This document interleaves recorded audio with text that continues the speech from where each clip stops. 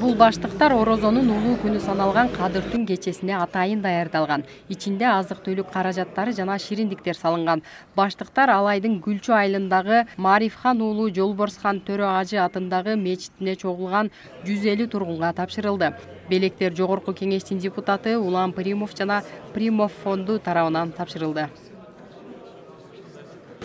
Кандайсыздар, денсаулыктарыңыздар жакшы, тунга орозоңуздар кабыл болсун.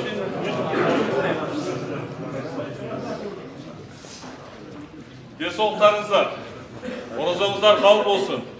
Жылдардагы эле орозодо атайын сиздерден кабар алып, Кудайым буйруса бүгүн Кадыр түндө сиздерден болуп бир жакшы дуа тилектерди кылабыз деген жакшы ниеттерибиз бар.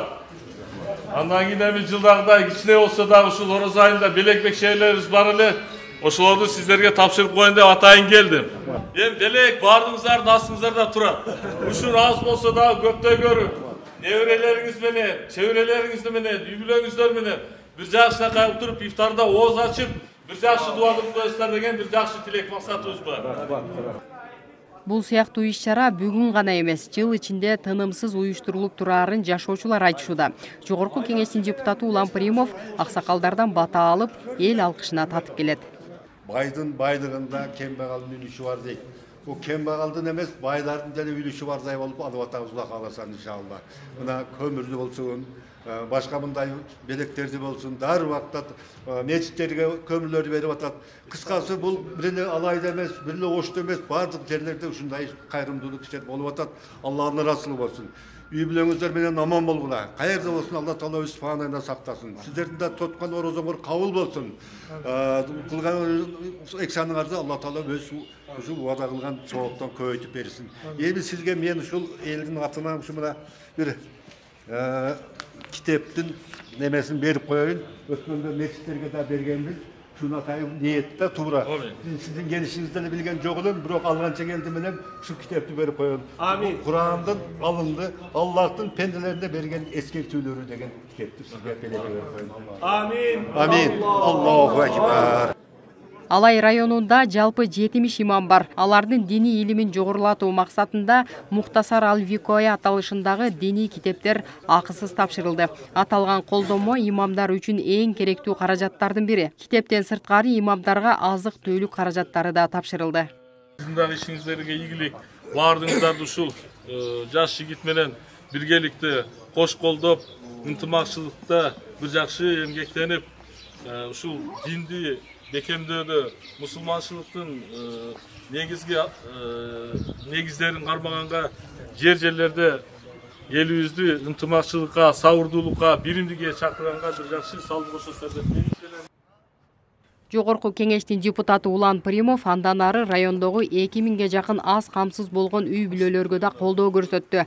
Райондогу бардык айыл өкмөттөрдүн башчылары чакырылып, азык-түлүк баштыктары атайын жүк ташуучу унааларга жүктөлүп, жерлерге жеткирилип берилери маалым болду.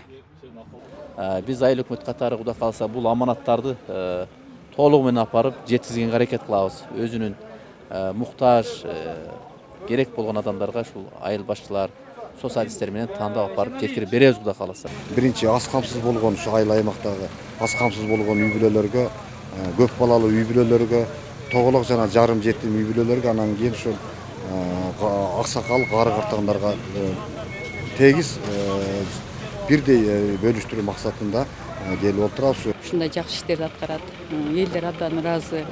3 декабрында кышындасы дайым ушул инвалидтерге көмүрүн берет. Биз эми эмне дейбиз? Мына Улан ушул Жогорку Кеңештин депутаты болуп ошол жерде отуруп атат, эл өкүлү болуп. Ушу баланын ишине ийгилик каалайбыз. Дайыма элдин ушундай проблемасын чечип жүрө берсин. Анан мына бул Примов фонду ушундай улгайган адамдарды, турмуш шарты оор адамдарды, муктаж адамдардын жардам бергендерине ушу элдин атынан ыраазычылык билдирип койгум келет. Примов фонду 2015 жылы түптөлгөн. Андан бери өлкөнүн булуң бурчундагы жардамга муктаж болгон жарандарга материалдык колдоо көрсөтүп келет. Даталуу күндөрдө гана эмес, жыл бою кайрымдуулук иштерди жасоо боюнча алдыга ат салдырбайт. аз камсыз болгон үй бүлөлөргө, кары картаңдарга, көп балалуу үй бүлөлөргө, мүмкүнчүлүгү чектелген жарандарга, көз азиздерге ифтарлык кечелерибиз бар, ооз ачарлык кечелерди уюштуруп атабыз. Ал кечелерибиз Ош шаарында Адыгене ресторанында, Али Бухари Алай мечитинде жана Алай районунда Гүлчү айыл өкмөтүндө Чолпон кафесинде ушундай эле саамалык менен ифтарлык кечелерибиз болуп атат. Андан сырткары медреселер бар. Примов фонду ар айда жардам берген медреселер бар. Ошол медреселерде дагы ооз ачарлыктар болуп атат. Андан сырткары фонд тарабынан аз камсыз болгон үй бүлөлөргө, мүмкүнчүлүгү чектелген жарандарга фонд тарабынан атайын акчалай жардамдар берилип, буюрса март айыныкын жакынкы күндөрү берип бүттүк. Бүгүн Орозонун ыйык күнү саналган Кадыр түн кечеси бүткүл республикада, анын ичинде Ош шаарындагы Имам Аль-Бухари мечитинде жана Алай районунун Борбордук мечитинде да Кадыр түн тоосуу иш-чаралары өткөрүлөт. Жогорку кеңештин депутаты Улан Примов да өзү туулуп өскөн жеринде Кадыр түн кечесин эл менен кошо тосот. 14 жыл болуптур. Биз ошол жерде 14 жылдан бери өткөзүп келебиз Кадыр түндү. Бүгүн дагы атайын ошол Кадыр түндү чамалап атайын борбордон келип бүгүн. Эске салсак, жогорку кеңештин депутаты Улан Примовдун эл менен жолугушуу иш-чарасы мындан ары да уланат. Ал эми Примов фондунун кайрымдуулук иш-чаралары да үзгүлтүккө учурабайт. Кыргыз Республикасынын улуттук коопсуздук кызматынын ардагери Жамалов Абдыжалил генерал-майордун урматына бүгүн Ош шаарынын мэриясында ардагерлерге сыйлык тапшырылды. Иш-чарага Ош шаарынан жана Бишкек шаарынан келген ардагерлер катышты. Ардагерлер үлгүлүү жүрүм туруму жана жетишкендиги үчүн төш белги жана ыраазычылык баракчалары менен сыйланышты. Мындай иш-чаралар өзгөчө мына кичинекей болсо да грамота берип, сыйлап, нетип койгону чоң демилге болот. Биз үчүн үйдө эле жата берсек, тез эле карып кетебиз. Ошон үчүн чакырып бир кагаз бирдеме берип турса, биз кайра жашап, биз дагы мамлекетке керек экенбиз. Биз колубуздан дагы бир нерсе келет экен. Бөөрү карыса да бир койчолук күчү бар дегендей, дагы эле бир иштерге ушу мамлекеттин, өлкөнүн бир керегине жараган кишилерден экенбиз деп сүйүнүп жүрө бермекпиз. Сыйлыкты Улуттук коопсуздук комитетинин Ош облусу жана Ош шаары боюнча башкармалыгынын ардагерлер кеңешинин төрагасы тапшырып куттуктоо сөзүн айтты. Саат 11-де ошол Абдыжалил Кыргызбаевич Жамаловдун атына ыйгарыла турган көчөнүн ачуу аземи болот. Ага ушул министрлер кабинетинин орун басары кызматынын төрагасы Ташиев Камчыбек Кыдыршаевичтин келиши күтүп болот. Ошол жерде бүгүн ошол көчөнүн ачылуу аземи болот. Ошого барып катышабыз азыр. Андан сырткары ардагер генерал-майор Жамалов Абдыжалил Кыргызбаевичке өзү жашап өскөн Актилек микрорайонунун бир көчөсүнүн намы ыйгарылды. Көчөсүнүн ачылуу аземине Кыргыз Республикасынын улуттук коопсуздук кызматынын ардагерлери, шаар бийлигинин жетекчилери, аймактын тургундары жана Абдыжалил Жамаловдун туугандары катышты. Ушундай расмий түрдө ачылышына келип, бизди барыбызды колдоп, ушу ыйык орозо күндөрдө биздин атабызга, раматылы генерал-майорго Абдыжалил Кыргызбаевичке арналган мааракесине келип келгениңизге абдан ыраазыбыз. Актилек микрорайонунда биздин атабыз жашаган. Ошондуктан биздин урматтуу жашоочуларыбызга ыраазычылыкты билдирет элем. Ушу көчөдө дайыман жакшы тойлор болсун, жакшылыктар болсун, орозоңор кабыл болсун. Абдыжалил Жамалов 1951-жылы Ош облусунда туулган. 1976-жылдан тарта укук коргоо органдарында иштеген. Бир топ мамлекеттик жетекчилик кызматтарды аткарган. 2005-2006 жылдары улуттук коопсуздук кызматынын төрагасынын орун басары болгон. Алы Токомбаев айткандай, өмүр бизден өтүп кетсе, эл эмгектен эскерсин деп.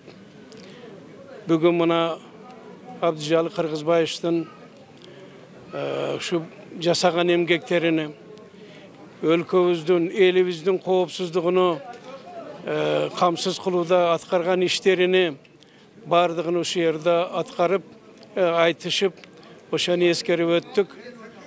Ошо бул көчөнү мына айтты, генералдардын көчөсү болсун.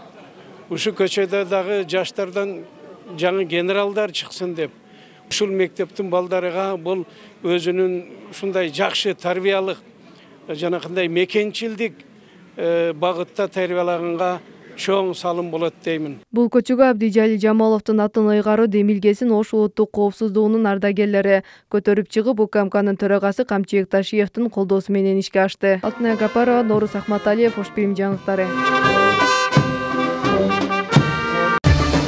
Аялдар төрөгөн наристесин бага албаса жашыруун төрөп, беби бокска таштап кетүүгө мүмкүнчүлүк түзөбүз. Бул туурасында министрлер кабинетинин төрагасы Акылбек Жапаров парламентте билдирди. Депутат Эльвира Сурабалдыева буга чейин ымыркайларды ташталган жеринен тирүү таап жатышса, кечээ Сокулукта бирөөнүн сөөгү табылганын билдирди. Мындан улам ал өкмөт мындай окуяларды алдын алуу үчүн кандай чара көрүп жаткандыгын сурады. Көйгөйдү чечүүнүн бир жолу катары беби бокстарды уюштурууга чакырды. Беби бокс төрөтканада көз жарган аял өзү жөнүндө маалыматты жашырып, наристесин калтырып кетүүгө ылайыкталган кутуча. Нарында дрон чыгарган завод курулат. Бул тууралуу президенттин Нарын облусундагы ыйгарым укуктуу өкүлүнүн маалымат кызматы кабарлады. Завод жакын арада салынып баштаары кошумчаланды. Бул долбоор Нарын эркин экономикалык аймагы Кашкар комплекстүү бааналык зонасынын ортосундагы эки өлкө эки парк кызматташуу демилгесинин алкагында ишке ашмакчы. Эске салсак, Кыргызстан менен Кытайдын ишкерлери ортосунда Кыргызстан-Кытай бизнес форуму өтүп, анда энергетика жана тоо кен тармактары боюнча 1 миллиард 151 миллион доллар суммасындагы 7 документке кол коюлган. Суу ресурстары, айыл чарба жана кайра иштетүү жайы министрлиги 2024-жылдын 3 айында Кыргызстандан экспорттолгон жана өлкөгө импорттолгон жандык жана бодомал боюнча маалымат берди. Анын ичинен экспорттоо боюнча бодомал 28313 баш, кой эчки 24426 баш, жылкы 1083 баш болгон. Ал эми импорттоо боюнча бодомал 3241 баш, ал эми жылкы 1071 баш болгон. Кыргызстандын футбол боюнча курама командасы FIFA рейтингинде кайрадан алдыңкы 100-дүккө кирди. Бул тууралуу Кыргыз футбол союзунан кабарлашты. 4-апрелде FIFA уюмунун расмий сайтында футбол боюнча улуттук курама командаларынын жаңыланган рейтинги чыкты. Акшумкарлар 4 позицияга көтөрүлүп, капчыгындагы 6 упай менен 100-орунду ээледи. Эске салсак, команда Азия кубогундагы жеңилүүлөрдөн кийин 104-орунга түшкөн. Андан кийин улуттук курама 2026-жылы өтө турган дүйнө чемпионатынын тандоо турунун алкагында Бей командасын 2 жолу жеңген. Бүгүн Ош шаарынын кийим тигүү тармагында ишкерлери менен жогорку кеңештин депутаттарынын ортосунда жолугушуу болуп өттү. Альянс фракциясынан 5 депутат, Ош шаарынын аймактарынан 30га жакын ишкерлер келип катышышты. Бүгүнкү күндө биз тигүү тармагында, швейный цех тармагында иштейбиз.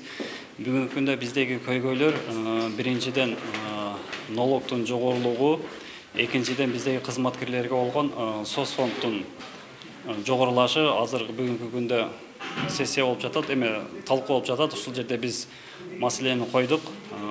Жумушчулардын соцфондун төмөндөтүп бериңиздер деп. Бул жактан айтышты. Мүмкүн болушунча биз маселеңерди чечип, жеткиргенге бир 2 айдын ичинде чечкенге аракет кылабыз дешти. Бул жагы жакшы.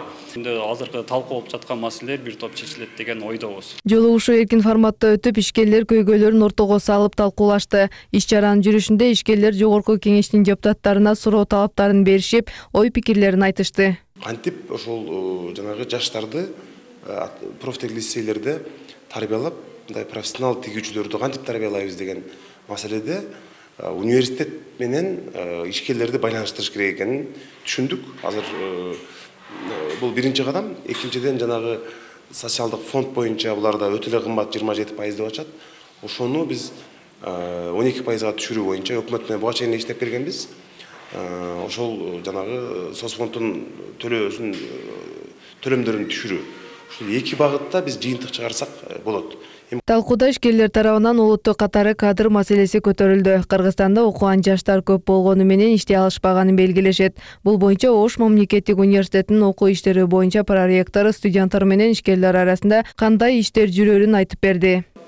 Азыркы учурда бул Ош мамлекеттик университет тарабынан бардык президенттин жарлыгы менен өзгөчө макам алганда, ошол өзгөчө макамдын алдыгында азыр ошол окутуу программанын мазмунун биз өзүбүз кайрадан азыркы замандын ишкерлердин талабына жооп бергидей кылып иштеп чыкканга укук болуп азыр баардыгын өзгөртүп атабыз да. Ошондуктан азыр ар бир окуу планынын мазмунун келтиргенде ошо ишкерлер менен бирдикте атайын ошолорго талабына жооп берчү ошо структурага түзө баштайбыз. Ошондуктан азыр баардыгы тең ошо ишкерлер менен ар кандай тараптар менен консультациялар жүрүп атат. Талкуун үстүндө эң негизги деп эсептелген көйгөйлөр салык, электр тармактары, кадр маселеси, соцфонд ченемдери айтылды. Мына ушул көйгөйлөр ишкерлерди бир топ артка тартып келет. Жогорку кеңештин депутаты Элдар Абакеров ар бир көйгөйлөргө токтолуп, тиешелүү министрликке сунуштоону баса белгиледи. Биз ушул кийим тигүү тармагына светти өчүргөндү токтотушубуз керек. Биз азыр депутаттардын атынан министрге тапшырма беребиз. Кийим тигүү тармагына светти өчүргөндү токтотула деп. Кичинекей цехтердин чоң көйгөйү бар. Булар кичинекей цехтер Мадина, Кара Суу базарларынан кездеме алат. Кездеме фурнитура алган кезде булар Кытайдан кездемени жанагындай second hand сыяктуу экинчи сорттоо кездемени арзан алып келгендиктен алар этетейин бере албайт экен. Демек, жеке ишкерде күнөө жок бул жердечи. Азыр салык органдары менен ушундай кичинекей цехтер Мадина башка базарларга барып этетейинди алганы чогуу аракет кылып көрүш керек. Болбосо башка системалар бар. SF деген бар, электронный счет фактура. Болбосо башка системага өтүш керек. Азыр ошону пилоттук турда текшерип, анан ошондон кийин гана чечимди кабыл алыш керек деп ойлойм. Үчүнчү көйгөй бул соцфонд маселеси. Булар айтып атат, биз ар бир тигүүчүгө 4350 сомдон соцфонд төлөп атабыз. Yani 27% орточо айлыктан. Биз үчүн бул чоң акча, анткени биз чындыгында анча акча табышпайт дейт. Бул апрель айында жогорку кеңешке келсе, биз июнга чейин 3 окуудан кабыл алып берсек, бул 4300 сом, балким 1,5-1800 сомго айланат. Бул да ишкерлерге жакшы жардам болот деп ойлойм. Мындай мүмкүнчүлүк Жия ишкерлерди колдоо ассоциациясы тарабынан уюштурулду. Алтынай Гапарова, Нооруз Акматалиев, Ош БМ жаңылыктары. Бул ушта көбүрөөк мен ойлойм, ошо ишкерлердин жалпы көйгөйлөрү, ошол мыйзамдагы өзгөрүүлөрдү как үнү катары толукталып, бүгүнкү ишке ашышыга бул жолу ошо бир өбүргө түзүшү мүмкүн.